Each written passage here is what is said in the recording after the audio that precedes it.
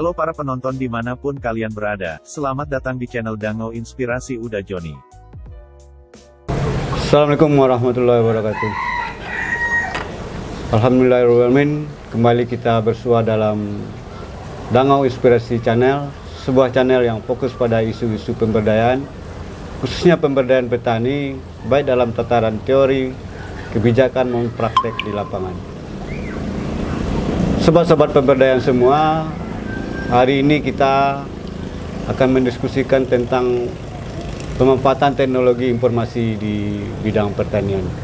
Dan di hadapan kita semua telah hadir salah seorang pakar dari teknologi informasi khususnya di bidang pertanian, Bapak Dr. Insinyur Ferry Arius Datua Spado. Selamat sore Pak Datua. Selamat sore, Assalamualaikum Pak Yos. Gimana nih kabarnya nih? Alhamdulillah sehat. Alhamdulillah sehat ya Pak Datua ya. Baik kawan-kawan semuanya, sobat-sobat pemberdayaan, mengapa tema teknologi informasi ini kita ambil? Karena memang hari ini kita melihat bahwa perkembangan teknologi informasi sangat luar biasa sekali. Boleh dikatakan hidup kita hari ini sudah tergantung dengan teknologi informasi, atau yang bisa diistilahkan orang juga dengan 4.0. Jadi tidak ada kehidupan kita yang sekarang tidak memanfaatkan internet, dan tentu kita ingin mendiskusikan dengan Bapak Dokter tentang bagaimana pemanfaatan teknologi informasi di bidang pertanian. Lanjut aja ya Pak Dokter, kita langsung diskusikan. Silakan, ya.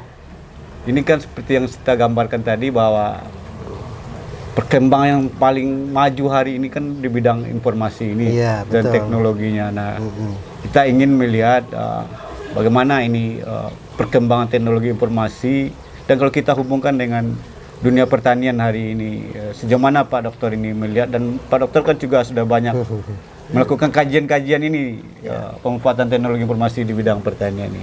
Silakan Pak Dokter.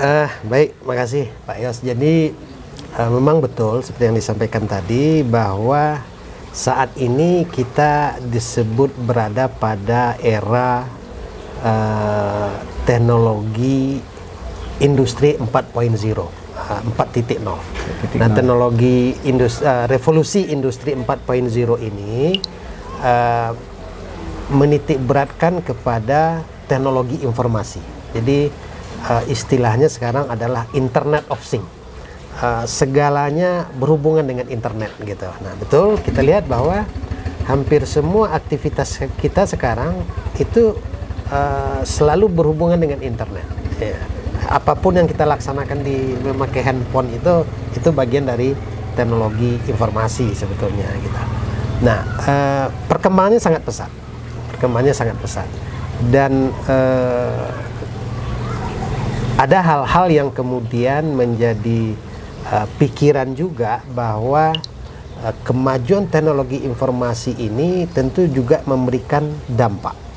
Bagaimana kesiapan kita orang-orang di dalam teknologi informasi ini. Nah, di Jepang kemudian dicetuskanlah istilahnya Society 5.0. Jadi masyarakat 5.0. Nah, ini kan ada teknologi 4.0, ada society atau masyarakat 5.0 gitu. Nah, poinnya adalah bahwa masyarakat 5.0 adalah pengguna teknologi 4.0 yang menggunakan teknologi ini adalah untuk kepentingannya, ya kan? Untuk kesejahteraannya, untuk kemajuannya. Jadi tidak menjadi korban dari teknologi. Nah, kira-kira seperti itu gitu kan. Nah, pada bidang pertanian, teknologi informasi ini mungkin kita bisa definisikan sebagai suatu teknologi atau alat yang kita gunakan untuk yang pertama itu bagaimana mendapatkan data. Kemudian bagaimana digunakan juga untuk memproses data, menganalisis data, yang kemudian akan memberikan suatu informasi bagi kita. Nah, informasi ini kita perlukan untuk pengambilan keputusan, gitu. Jadi decision support system dengan teknologi informasi ini akan lebih komprehensif dengan adanya teknologi informasi yang digadang-gadang sebagai big data, kemudian artificial intelligence atau kecerdasan buatan, ataupun di dalam industri-industri yang lebih modern lagi masuk ke robotik gitu, penggunaan robot untuk alat-alat produksi gitu. Nah, jadi itu sekilas gambaran bagaimana itu teknologi informasi gitu. Nah, di dalam bidang pertanian memang tidak terlepas gitu. Namanya kemajuan teknologi selalu dimanfaatkan di berbagai sektor, termasuk bidang pertanian. Termasuk di bidang pertanian gitu. Nah, sudah banyak riset-riset dan bahkan sudah digunakan di berbagai tempat teknologi informasi untuk bidang pertanian. Nah, misalnya contohnya kita mulai dari awal dari lahan misalnya untuk satu bidang pertanian gitu kan. Nah, ada teknologi informasi berupa pemetaan satelit gitu kan. Dengan pemetaan satelit kita mendapatkan data lebih cepat, lebih lengkap, dan juga kalau kita hitung secara ekonomi untuk ini itu juga lebih hemat gitu. Bayangkan kalau terutama untuk skala besar, kalau 1000 hektar mau kita petakan, ya kan, kalau pakai orang berapa lama kita harus ini gitu ya. Tetapi dengan adanya pemetaan, baik itu pakai satelit, pakai pesawat, bahkan sekarang yang lebih murah lagi pakai drone juga bisa dipetakan. Nah, itu salah satu contoh penggunaan teknologi informasi untuk lahan gitu. Nah, informasi dari lahan ini kemudian diolah dengan, saya katakanlah satu juga aplikasi khusus untuk namanya Spatial Information System atau Geographical Information System ya, GIS. Itu tugasnya mengolah data tadi ya, data-data digital yang kita dapatkan itu kita bisa olah di sana. Nah, kemudian dari sana dapatlah informasi lahan ini cocoknya untuk apa, bagaimana karakteristik lahan gitu kan. Nah, kemudian berlanjut lagi mungkin dengan nanti kita juga merancang bagaimana pola tanam dan lain-lain gitu kan. Nah, jadi itu Pak Yos sebagai tadi menarik ini bahwa teknologi informasi ini kan utamanya untuk mengambil data.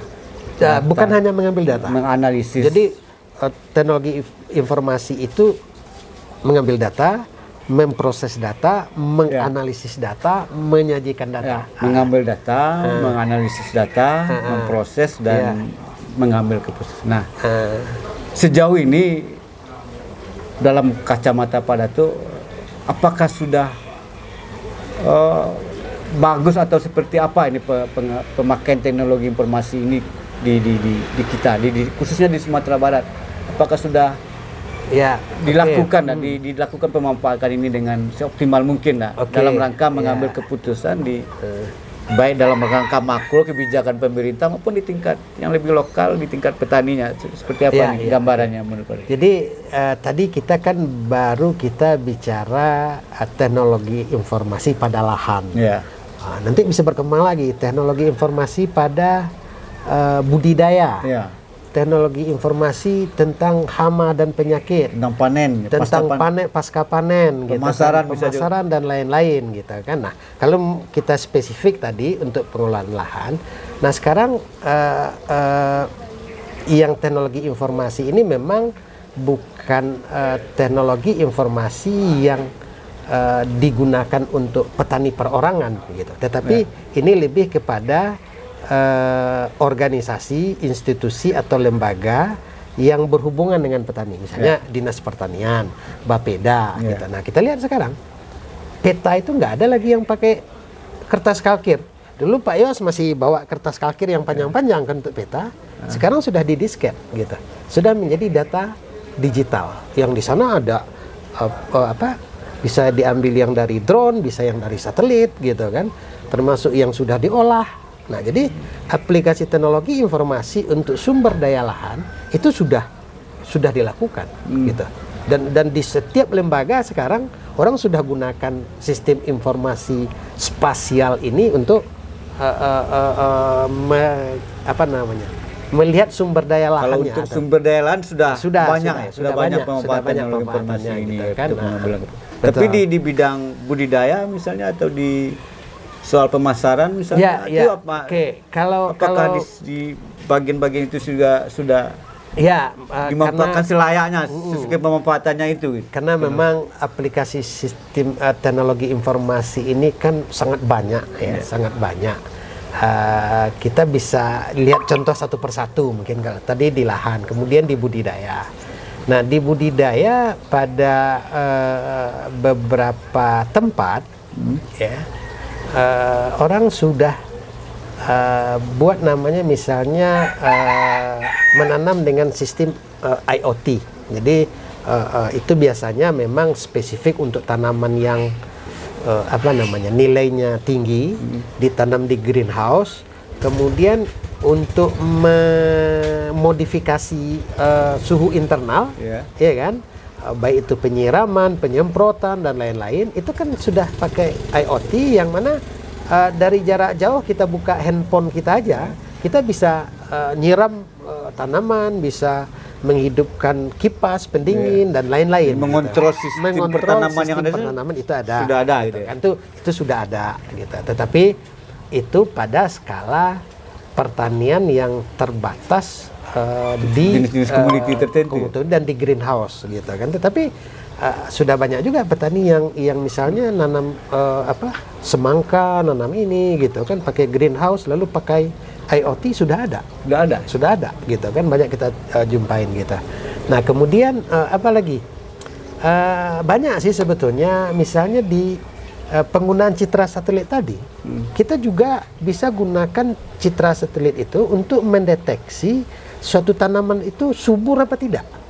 Itu bisa pakai citra satelit gitu kan? Atau ini kita nanam padi nih, gitu kan, satu hamparan. Nah, kita peta gunakan namanya penginderaan jauh. Jadi penginderaan jauh ini memetakan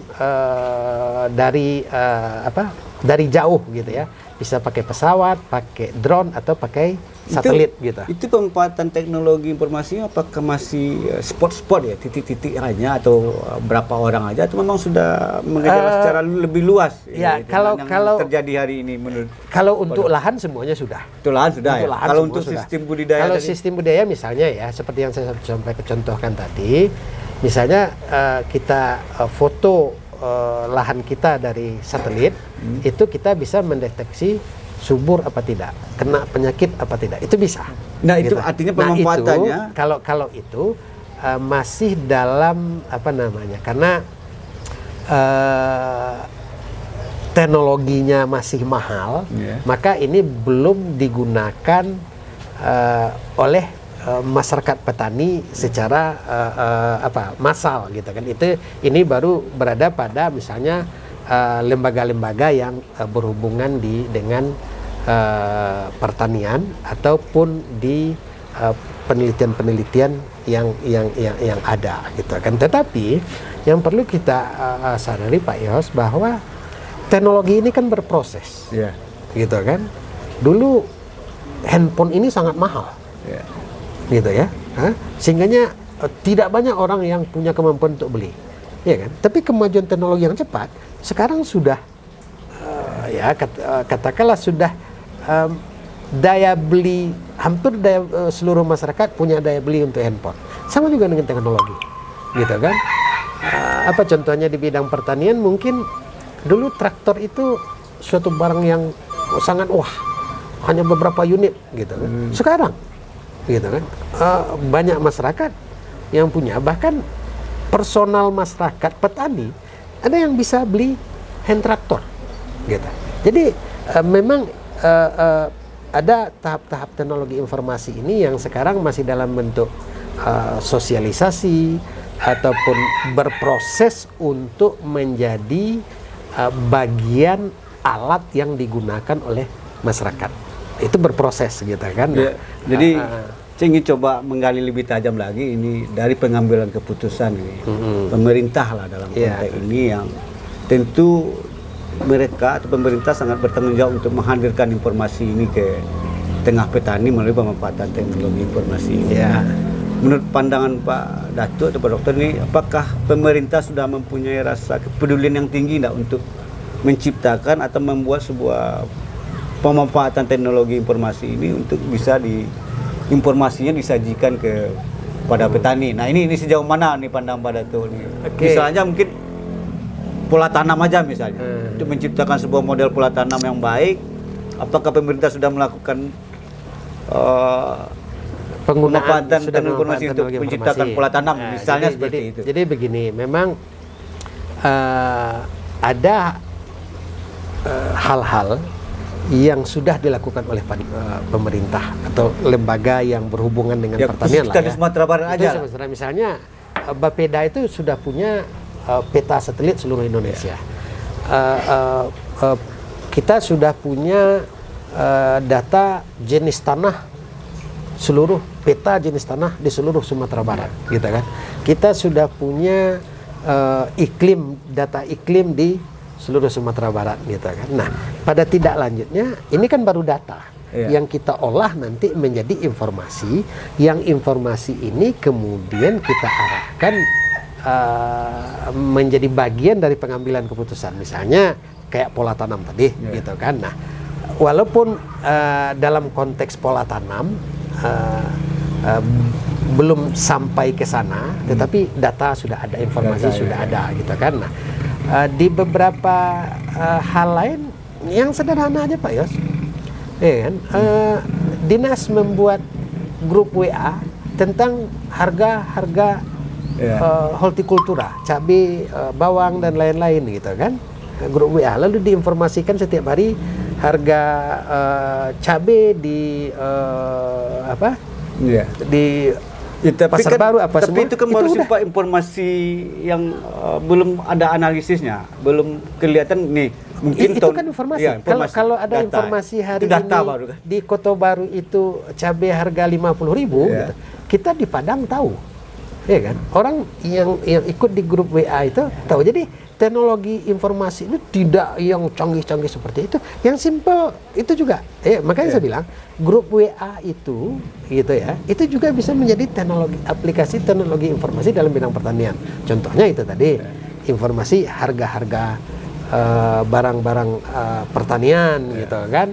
Nah, apalagi semuanya itu bisa menjadi informasi. Nah, kalau ada informasi bahwa harga cabai 50.000, ya kan, Pak Yos menjadi anggota grup WA, terus sekarang lagi panen cabai, itu kan bisa digunakan untuk mengambil keputusan mau jual berapa harga cabainya. Gitu. Pada saat itu. Tapi untuk mendukung misalnya harga cabai katakanlah mahal 50.000 seperti informasi, kita akan menanam cabai ini. Nah, tentu kita tidak cukup dengan informasi harga itu aja, tapi kita juga mendapatkan informasi pertanaman misalnya. Iya, bisa. Nah, apakah yang saya maksudkan, apakah informasi dari itu sudah diolah menjadi sebuah harusnya lebih komprehensif untuk mengambil keputusan. Itu yang harusnya dilakukan oleh instansi terkait. Oke. Kita sudah punya data. Jadi di Internet of Things itu salah satu poinnya adalah big data. Ya kan? Punya nggak kita informasi mengenai harga cabai pada minggu pertama Januari 10 tahun yang lalu, gitu, atau 20 tahun yang lalu, yang kemudian ini akan diolah untuk mensimulasikan di tahun sekarang kira-kira berapa harganya, ya kan? Atau seperti cerita Pak Yos mau nanam cabai nih sekarang, gitu kan, panennya misalnya 4 bulan lagi, gitu kan. Nah, harusnya kita sudah punya data bahwa 4 bulan lagi, kalau sekarang Februari, berarti Maret, April, Mei, di Juni. Di Juni harga cabai berdasarkan penghitungan data 20 tahun ke belakang. Luas areal mungkin yang pertanaman di saat itu. Itu nanti contoh lain, gitu ya. Nah, harga aja dulu. Harga aja dulu, gitu kan. Harga aja dulu. Punya nggak kita data berapa harga dari informasi yang kita peroleh, perkiraan harga pada Juni, minggu pertama Juni 2023 adalah sekian puluh ribu gitu. Nah, ini sebetulnya yang menjadi tantangan kita untuk aplikasi teknologi informasi gitu. Nah, masuk lagi tadi gitu kan bisa saja juga ada informasi berapa sih luas tanam cabai sekarang ini gitu kan. Kalau kita punya data berapa luas cabai yang ditanam oleh petani di Sumatera Barat pada minggu ini gitu ya. Nah, kita bisa memprediksi bahwa 4 bulan lagi produksi kita punya sekian puluh ton cabai gitu. Dan menurut Pak Dokter ini bisa dilakukan nggak membuat sistem informasi seperti itu? Sebenarnya gampang sekali kalau itu bikinnya gampang sekali. Gampang gitu. Tidak susah gitu kan. Susah. Artinya kan itu yang dibutuhkan sebenarnya dalam pemantauan. Bagaimana data yang dihasilkan oleh teknologi informasi ini diolah sedemikian rupa untuk menghasilkan sebuah keputusan yang betul-betul komprehensif lah. Artinya khusus untuk pertanaman saja tadi kita bisa mengetahui bahwa mungkin produksi di bulan sekian ton. Nah, kan itu dengan kan harga bisa sekian, untuk semua komoditi. Ya kan? Jagung. Yang nanam jagung di minggu ini berapa orang, berapa hektar. Yang nanam padi berapa, yang nanam cabai berapa. Apalagi yang nanam bawang berapa. Ya gitu kan. Nah, ini semua data. Iya, data. Data ini yang kemudian kita olah, kita proses. 4 bulan lagi kita akan punya produksi jagung sekian ribu ton, bawang sekian ribu ton, gitu. Dan itu bisa dilakukan membuat? Bisa. Bisa diciptakan juga aplikasinya ini. Sebetulnya itu tidak masalah. Jadi kalau soal aplikasi, nah tantangannya di sini adalah bagaimana memperoleh data, gitu ya. Kalau kita mau spesifik ya untuk yang tadi itu misalnya, bagaimana kita bisa memperoleh data luas tanam Sumatera Barat pada minggu ini, gitu, ya kan? Siapa yang menginput? Karena kan banyak petani ini, ya kan? Nah, misalnya PPL kita latih, ada satu aplikasi yang kita bikin, kita latih dia, bahwa kemudian di daerahnya ada yang nanam cabai, dia bisa hitung, oh ini dia nanam 0,5 hektar, ini nanam 2 hektar, ini. Nah, itu semua diinput, ya kan? Yang kemudian masuk ke database kita. Nah, di database inilah yang kemudian kita bisa dapatkan informasinya, gitu kan, untuk seluruh Sumatera Barat. Jadi infrastruktur untuk itu harus kita bangun. Dan sudah ada upaya ke situ membangun infrastruktur data untuk menghasilkan bagaimana dimanfaatkan secara informasinya? Belum serius lah. Tapi itu memungkinkan nggak ada secara teknologi informasi juga? Kenapa tidak? Misalnya kemarin itu Balitbangda Sumatera Barat sudah memulai membuat namanya sistem informasi alat dan mesin pertanian, gitu. Nah, misalnya di Nagari ini apa aja alat mesin yang ada? Misalnya ada traktor, ada berapa traktor, gitu kan? Nah, jadi misalnya di Nagari tetangga lagi butuh, orang bisa tahu, dia bisa ngambil ke sini, sewa ke sini, gitu kan. Nah, itu kan hampir sama, gitu kan. Nah, itu sudah dimulai, gitu kan. Jadi sudah dimulai. Atau pertanyaan saya gini, Pak, belum ini. Apa sistem informasi yang paling sederhana, tapi hasil dari pengambil keputusannya lebih komprehensif gitu, lebih bermanfaat. Nah, apa sistem yang bisa kita mulai hari ini? Kalau sistem itu kan kita ciptakan. Iya, itu apa yang memungkinkan yang paling bisa kita lakukan hari ini? Semuanya memungkinkan. Tidak ada yang tidak memungkinkan dalam teknologi informasi yang ada ini, dalam konteks ya, menggunakan teknologi, mengumpulkan data dan mengolahnya itu. Maunya apa? Gitu kan? Ya, artinya kan gini. Tadi kalau kita bicara sistem informasi pasar tadi itu kan butuh pengambilan data yang luar biasa ini. Ya. Merupakan tetangga siapa nanti yang mengambil datanya. Itu kan butuh sebuah infrastruktur yang hebat juga, yang manajemen yang luar biasa juga. Nah, untuk hal-hal yang sederhana terlebih dahulu, mungkin teknologi pemetaan lahan misalnya kan, mendapatkan informasi bahwa tanaman ini cocok di sini, tanaman ini cocok di sini, Kalau itu sudah ada. Nah, yang lain kira-kira apa yang lebih bisa kita lakukan hari ini untuk membangun sistem informasi untuk pengambilan keputusan infrastruktur teknologi ini? Pengambilan keputusan itu kan tidak didominasi oleh satu faktor saja, gitu, oleh banyak faktor, gitu kan, pertimbangannya, gitu kan.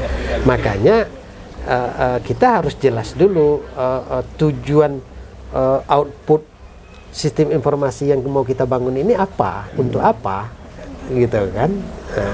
Itu harus jelas dulu sehingga kita bisa membangun infrastrukturnya, gitu kan. Nah, contohnya tadi saya sih menawarkan ke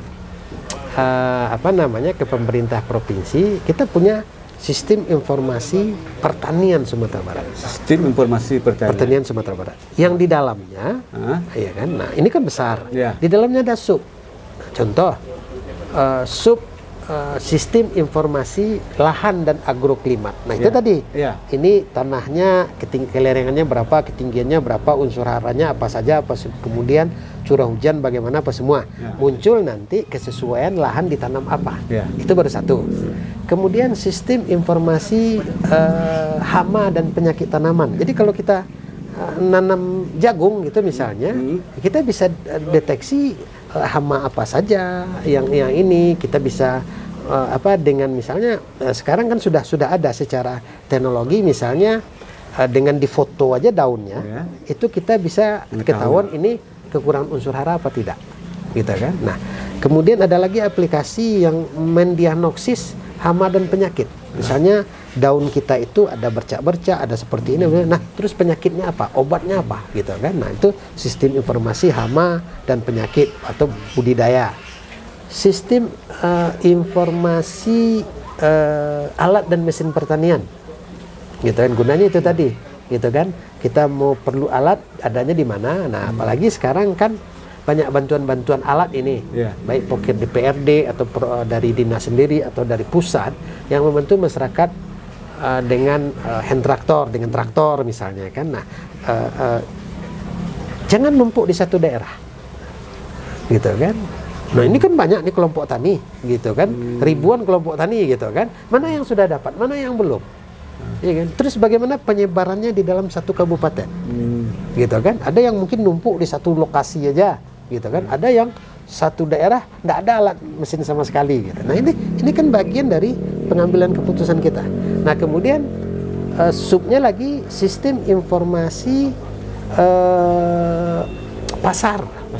Itu tadi, gitu kan. Jadi sudah ada rancangan itu? Sudah, saya sudah bikin rancangan seperti itu. Jadi sistem informasi kesesuaian lahan isinya, lahan dan agroklimat, alat mesin pertanian, budidaya dan hama, kemudian pasar. Itu sudah ada rancangan yang Pak. Saya sudah buat bersama kawan-kawan. Itu ini yang membuat ini. Ya, ini konsep dasar. Konsep dasar. Jadi kita sudah mulai, misalnya dari kampus saya sudah bikin sistem informasi hama dan penyakit tanaman untuk jagung dan padi, gitu kan. Nah, kemudian di Balitbangda sudah ada, walaupun belum tuntas final untuk seluruh Sumatera Barat, sudah ada alat dan mesin pertanian. Nah, ini mungkin bisa dilanjutkan menjadi sistem informasi alat dan mesin pertanian, gitu kan. Nah, banyak, semuanya masuk di sana, mulai traktor, tracer, trace mailing, apapun itu. Dan itu tergabung dalam sebuah sistem informasi pertanian tadi. Sistemnya yang tergabung. Subsistem nanti akan menjadi satu sistem informasi pertanian Sumatera Barat. Gitu. Jadi kita punya sudah ada dengan misalnya handphone aja kita sudah bisa. Ini saya bisa bayangkan misalnya nanti Pak Yos beli tanah atau mau beli tanah di sini lah, gitu kan, koordinatnya, ya kan. Begitu pencet keluar, ini jenis tanahnya ini, unsur haranya seperti ini, curah hujan seperti ini, gitu kan. Terus cocoknya ditanam apa? Kapan ini mau di launching ini kira-kira nih berarti? Atau memang masih banyak butuh pengembangan? Itu dalam bentuk konsep. Dalam bentuk konsep. Artinya apa? Untuk membangun infrastruktur ini itu perlu waktu dan biaya, gitu kan. Nah, makanya kita mulai masih yang kecil-kecil ini gitu. Kecil-kecil. Nanti kecil-kecil ini digabung jadi besar kan gitu. Nah, kita memang mengharapkan bagaimana pemerintah baik pusat dan daerah bisa menjadikan ini salah satu program yang prioritas, sehingga nanti di ke depan itu semuanya kita sudah punya versi digital. Harusnya kan termasuk misalnya untuk pemerintah kan perlu. Kalau sekarang ada berapa banyak orang yang nanam jagung? Nggak tahu juga. Gitu kan? Nah kalau ada itu kan baik bupati ataupun siapa, dia bisa kita sekarang ada 1.000 hektar ini nanam jagung. Artinya 4 bulan lagi kita punya 5 juta ton atau 5.000 ton jagung. Tapi kan betul juga tantangannya untuk pengambilan datanya mungkin jadi ya. Nah ini juga sudah dipikirkan sampai di situ bagaimana itu kan prosesnya dari pengambilan data, kemudian input data, kemudian analisis data, sampai jadi informasi untuk pengambilan keputusan. Nah ini kan rentang pekerjaan yang harus dilakukan. Nah tentu kita siapkan juga. Itu kan baru mungkin software dan humanware-nya, hardware-nya seperti apa gitu kan. Nah itu tidak bisa dibangun dalam waktu yang cepat gitu. Tetapi memang kalau Pak Datu sendiri bermimpi atau bukan bermimpi, menginginkan ini bisa tercipta dalam jangka waktu berapa ini kalau memang sudah memulai? Keterbatasan kita adalah mungkin di fundingnya.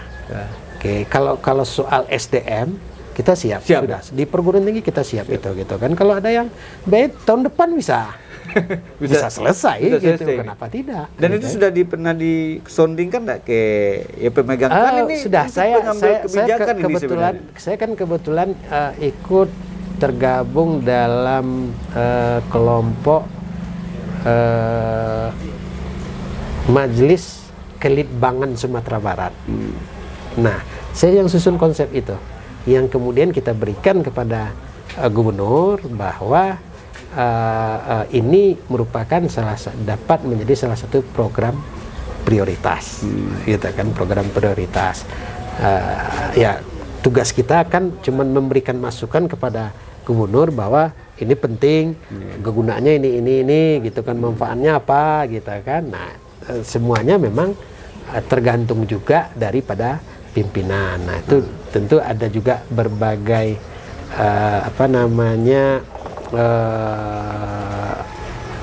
hal-hal yang harus dipertimbangkan oleh pimpinan atau yang pengambil keputusan. Biasanya kan persoalannya adalah soal anggaran. Anggaran. Kalau yang Pak Datuk bayang ini butuh anggaran berapa ini? Besar atau gimana gitu? Dengan ide yang dikembangkan itu kan sudah dimulai. Jadi anggaran ini kan tergantung dari apa yang dikerjakan dan outputnya mau seperti apa.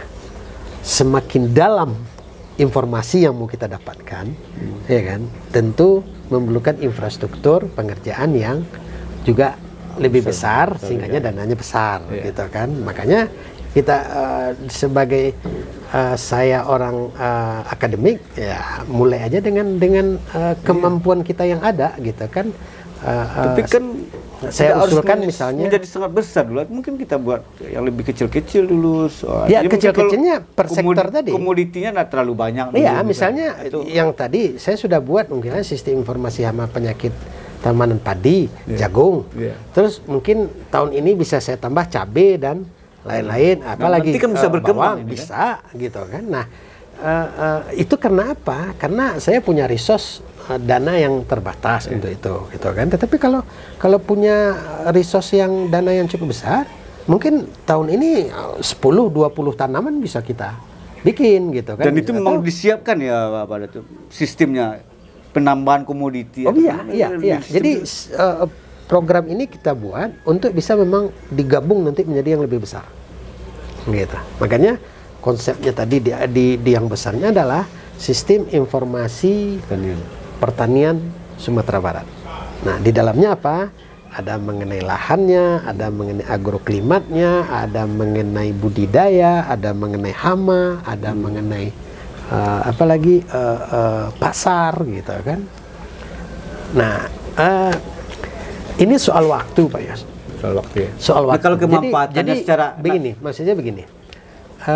Dulu menggunakan saya masih waktu mahasiswa masih orang yang menggunakan mesin tik untuk bikin proposal. Iya. Nah, tetapi begitu bikin skripsi, saya pindah ke komputer. Orang-orang lain belum gitu. Saya berpikir ini soal waktu. Dan suatu saat semua orang akan pakai komputer, tidak ada mesin tik lagi. Sebuah keniscayaan bagi pemerintah. Nah, betul. Sebenarnya. Sama juga saya belajar Geographical Information System. Belum banyak orang. Tetapi saya berpikir suatu saat tidak ada orang yang pakai peta ini kalkir lagi. Semuanya digital. Sekarang terbukti. Nah, sama juga gitu. Sistem informasi pertanian Sumatera Barat suatu waktu pasti akan terbangun. Tetapi bisa 2 tahun, 5 tahun, cepat atau lambatnya ya. Nah, sekarang pilihannya pengambil kebijakan di Sumatera Barat ini maunya kapan? Ya kan? Maunya kita menjadi pionir di depan atau kita menjadi follower setelah yang lain-lain terbentuk gitu kan? Siap ya kan? Kalian sudah siap, kita ketinggalan di belakang. Iya, kita ketinggalan dan itu kan juga menyebabkan big data pertanian kita ini, ya kan, belum terintegrasi dengan baik, ya kan. Nah, kemudian apa? Pengambilan keputusan kita, ya sepotong-sepotong lah, gitu kan. Orang sosial ekonomi ngambil keputusan berdasarkan data sosial ekonomi saja, gitu kan. Nah, tetapi kalau semua ini sudah tergabung di big data, itu akan menjadi opsi-opsi yang kemudian menjadi pilihan bagi pengambil kebijakan. Jadi intinya gini ya, mau tidak mau sebenarnya. Mau tidak mau pemerintah khusus kita di Sumatera Barat harus mulai lebih aware, lebih fokus untuk menghadirkan sistem informasi. Banyak lagi, misalnya kita udah lihat ada teknologi drone, orang nyemprot hama pakai drone gitu kan, itu kan sudah jalan gitu. Nah, suatu saat akan seperti itu, gitu kan? Kenapa? Karena suatu saat harga drone ini akan murah. Dan pertanyaannya seperti harga handphone gitu. Kesiapan petani kita gimana? Nah, ini lagi kan. 20 tahun yang lalu, 20 tahun yang lalu, siapa yang bilang bawa traktor itu gampang? Nggak ada. Semua orang rumit pakai traktor, minyaknya apa semua, gitu kan? Sekarang tanpa dilatih orang bisa bawa traktor, gitu. Jadi segala sesuatu itu memang berproses, gitu kan? Makanya saya bilang seperti drone, belum. Tinggal kita akan mempercepat proses atau memperlambat proses ini, tinggal seperti itu aja lagi. Kita mau akselerasi full speed atau normal aja, atau kita malah slow. Nah, itu tinggal pilihan gitu. Ya kan? Karena suatu saat semua akan sampai di sini. Gitu kan? Banyak lagi drone termasuk di pengolahan makanan. Pak Is tahu nggak bahwa sekarang ada namanya food printing? Belum dengar kan? Food printing itu printer yang kemudian dia mencetak kue gitu. Jadi kue ini dicetak oleh printer, gitu. Sudah ada food printing namanya, gitu. Nah, ini mungkin sekarang masih dalam proses di lembaga-lembaga riset, gitu kan. Suatu saat bukan enggak mungkin. Sekarang kan itu awalnya kan dari 3D printing, printer 3 dimensi, gitu kan. Orang bisa mencetak mainan dengan printer, gitu kan. Nah, nextnya orang cetak makanan pakai printer, gitu kan. Nah, pertanyaan saya terakhir ini sudah ada, gitu. Katakanlah kayak gini, pemerintah punya perhatian yang kuat, punya keseriusan untuk menghadirkan sistem informasi tadi itu. Kesiapan sumber daya kita gimana ini? Untuk menghadirkan itu. Nah, yang pertama, SDM kita untuk membuat sistem itu cukup ya, lebih dari cukup gitu. Dan itu kan juga namanya di dunia tanpa batas sekarang gitu kan, kita kan bisa aja kurang SDM, kita bisa sewa orang dari tempat lain untuk bikin apa yang kita mau gitu. Tapi kan konsekuensi pembiayaan. Ya, makanya kita kan bicara SDM bukan biaya ini ya. Kalau untuk SDM tidak ada masalah. Oke, secara teknologi yang di Sumatera Barat saya rasa juga khusus di Sumatera Barat yang sudah cukup gitu. Ya, saya bikin aplikasi hama dan penyakit tanaman padi, ya kan? Ya kan? Konsepnya saya yang bikin, terus menerjemahkannya menjadi aplikasi, itu hanya mahasiswa FTI. Semester 5, mahasiswa bikin aplikasi bentuk Android untuk mendeteksi hama dan penyakit tanaman. Gitu. Dan kita punya banyak perguruan tinggi yang khusus banyak gitu. Nah, itu di segi ini. Nah, kemudian di segi aplikasi. Di segi aplikasi memang yang nama sesuatu yang baru itu perlu sosialisasi. Oke. Nah, yang namanya sosialisasi itu tergantung juga sejauh mana effort kita, upaya kita untuk mensosialisasikan. Kalau effort kita itu sedikit, maka sedikit tersosialisasi, gitu kan? Kalau sama kita latih orang, ya kan? Kenapa tidak? Dan itu sudah terus didorong ya, sosialisasi dilakukan, meyakinkan pemerintah karena dilakukan. Semakin lama teknologi ini kan semakin friendly, user friendly, semakin gampang gitu ya, semakin gampang sehingganya hanya dengan melatih sedikit saja orang sudah, ya kan? Misalnya penggunaan drone gitu kan. Sekira setengah jam aja masyarakat petani itu dilatih gimana menggunakan ini, menghidupkan ini untuk belok kiri, belok kanan, kan itu saja gitu kan. Kita kan itu kan hanya untuk menggunakan, kita tidak mengharapkan pula kalau rusak dia bisa perbaiki, kan bukan sampai seperti itu gitu kan. Untuk aplikasi gitu kan. Jadi sosialisasi, kemudian pelatihan-pelatihan, ya apalagi sekarang kan petani-petani kita itu sudah merangkak petani milenial naik ke atas, gitu. Generasinya kan? Orang-orang sudah mulai berubah juga, gitu kan. Nah, makanya ini juga semacam daya tarik bagi milenial untuk terjun lagi di sektor makanya suatu saat yang namanya petani itu mungkin hilang, gitu kan. Milenial yang sekarang dia tidak akan bilang dia petani, tapi dia akan bilang saya adalah pengusaha di bidang pertanian. Disitulah pemanfaatan teknologi informasi tadi dilakukan. Jadi beda kalau petani, ya kan, ya tradisional. Nah, nanti milenial kita, ya kan, dia menjadi petani, tetapi dia akan mencap dirinya adalah bukan petani, tetapi pengusaha di bidang pertanian. Nah, itu yang harus kita dorong supaya pertanian ini lebih bangkit dan berkembang, bahwa pertanian masa sekarang itu tidak seperti petani yang harus membajak ke sawah berpanas-panas, kemudian hasilnya rendah, tidak seperti itu lagi gitu. Ya kan? Sekarang banyak teknologi, kemudian dengan inovasi dan kreativitasnya dia bisa mendapatkan harga jual yang lebih layak.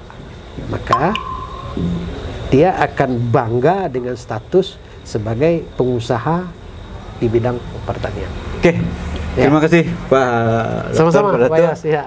Menarik diskusi kita hari ini tentang bagaimana kita lebih aware memanfaatkan teknologi informasi di pertanian. Satu hal yang bisa saya simpulkan tadi, bahwa penggunaan teknologi informasi ini sebuah keniscayaan, sebuah keharusan lah.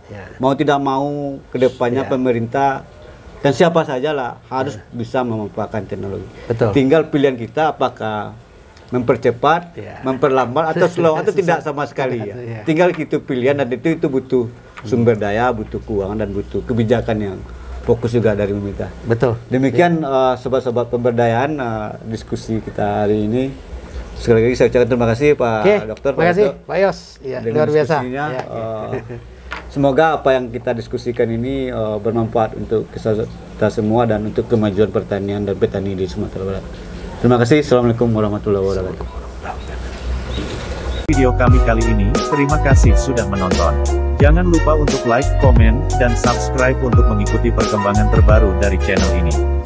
Sampai jumpa di video selanjutnya.